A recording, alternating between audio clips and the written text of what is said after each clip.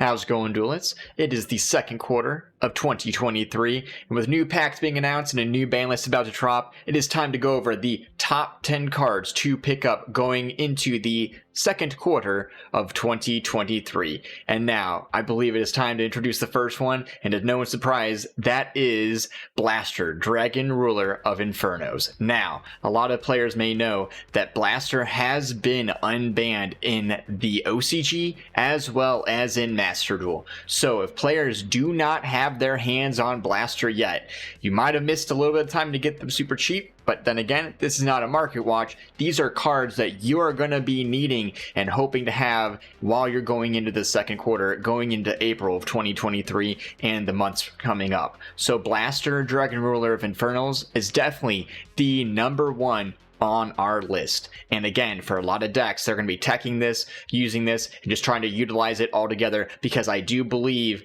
we are definitely going to be having this come off our list, and that would be not a surprise to anyone.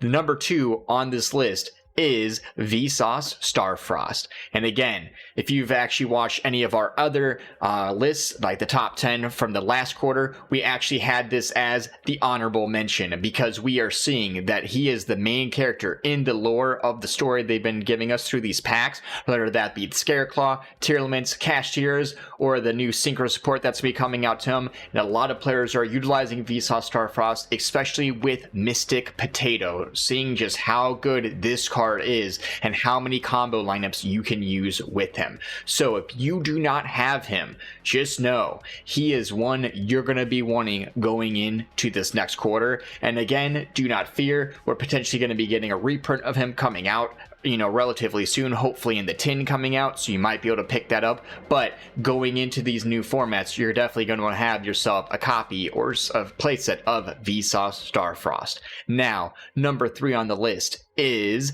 Gravity Collapse. Okay, this one might be a little interesting for some people. I've actually done a market watch a while back about Gravity Collapse, but Gravity Collapse is an insane card when you're running Synchro decks, and as we see, we're having a lot of 5D support come out. We're going to have a Jack Atlas structure dropping soon, so Gravity Collapse will be a card that can be easily accessed in a bunch of decks, especially if you're running Synchro.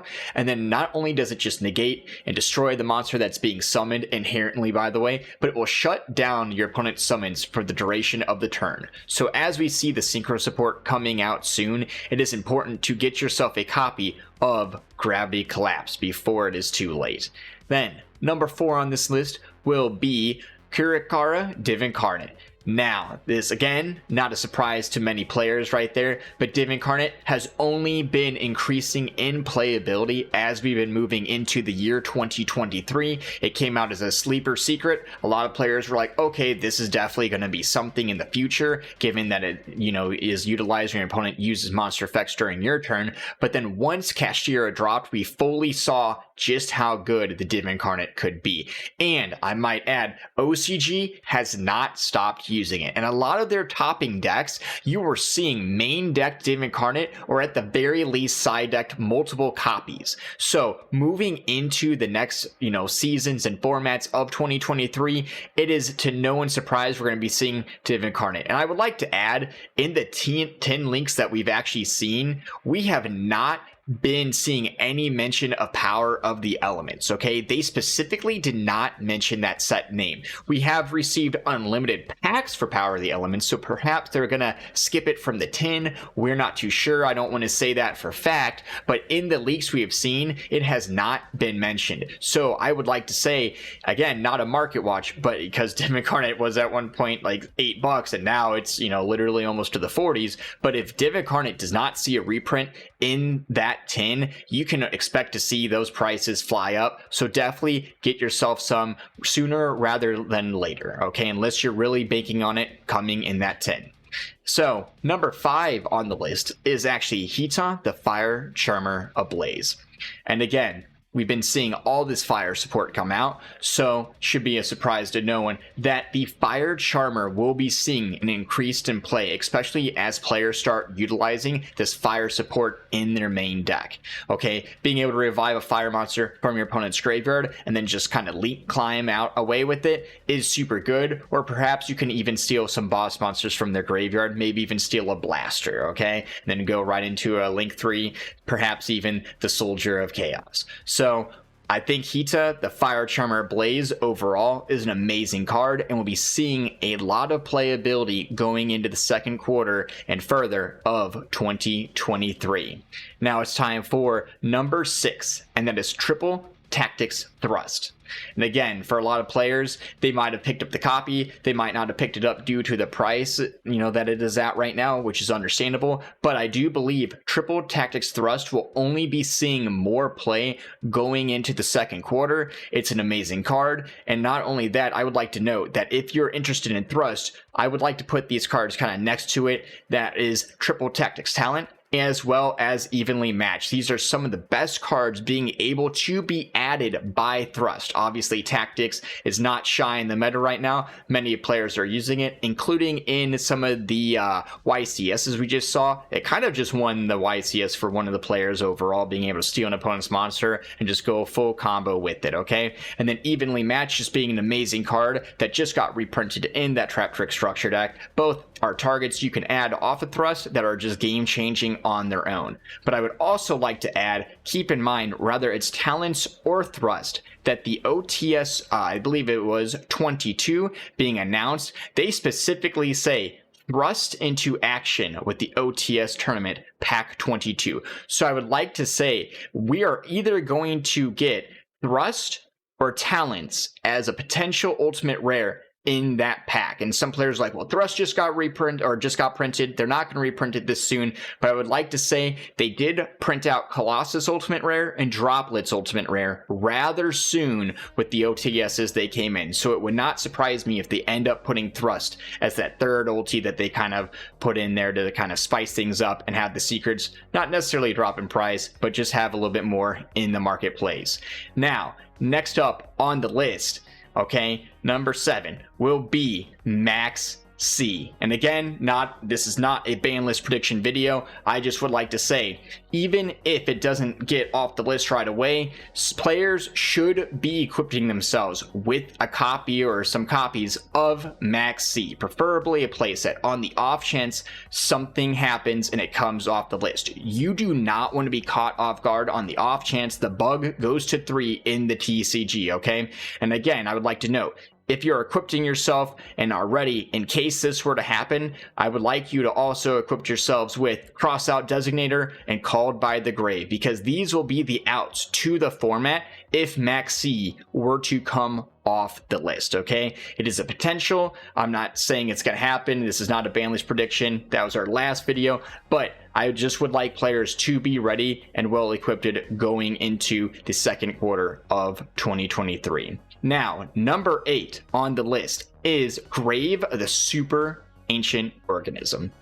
And again, we've actually seen this being played and sided against the Kashtira deck. It is utilizing itself and preventing them from extending out their plays, especially when they start with Unicorn. It really kind of freezes up their line until they go into an Exceed, and sometimes it locks them out altogether where they can't even, extend into the Exceed itself because they can't add the searchers or the summons. So Grave the Super Ancient Organism, definitely an amazing card, and if you don't have your copies yet, there are plenty of copies on the marketplace to be getting to equip your deck or your side deck with this amazing card. And going forward, we're seeing all these boss monsters come out. Even when we go into the synchro formats, Grave the Super Ancient Organism will just become better because all of them have levels and they're essentially going to be having their effects negated and they cannot attack.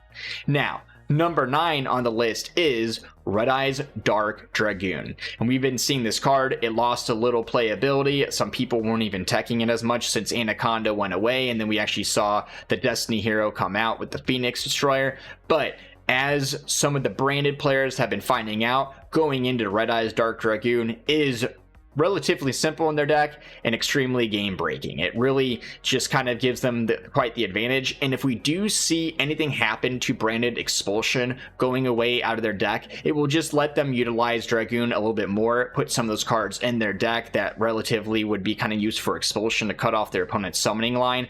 But Red Eyes Dark Dragoon, I don't believe is going anywhere as far as being as good as it can be in the meta game, especially going into the second quarter of 2023. So again, guys, Red Eyes Dark Dragoon, if you don't have it, I definitely recommend getting yourself some copies of it, okay? Now, number 10 is Droll and Lock Bird, okay? One of these hand traps that kind of cycles in and out of playability, as we have seen, but Droll and Lock Bird is an extremely good counter card to a bunch of meta decks. It hits some right now. It even hits things like Kashtira, because hitting that one ad isn't enough. You want to cut them off entirely. And then even with some of the new support that is coming out for a bunch of decks, Droll and Lock Bird is seeing a bunch of play, whether that's in the TCG or even in some of the OCG. So I do recommend picking yourself up a lot. Like, there are a bunch of copies right now. They even just reprinted it as a rare. So Droll and Lock Bird is definitely a card you want to have ready to go going into April 2023. Now, those were the top 10, but I would also like to say we do have some honorable mentions. Always got to have some of these that didn't make it quite on the top 10 list, and we're going to keep it very short for you.